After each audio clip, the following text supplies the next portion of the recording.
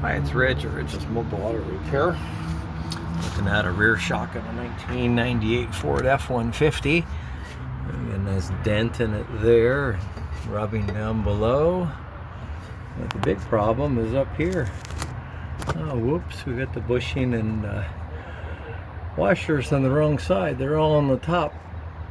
It should be a washer, then a bushing, and it goes through the upper mount, and then a bushing, and then a washer and a nut.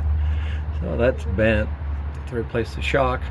And the other side, same problem. So wasn't something I worked on the first time, but when I work on it this time, I will make sure that I get it done right.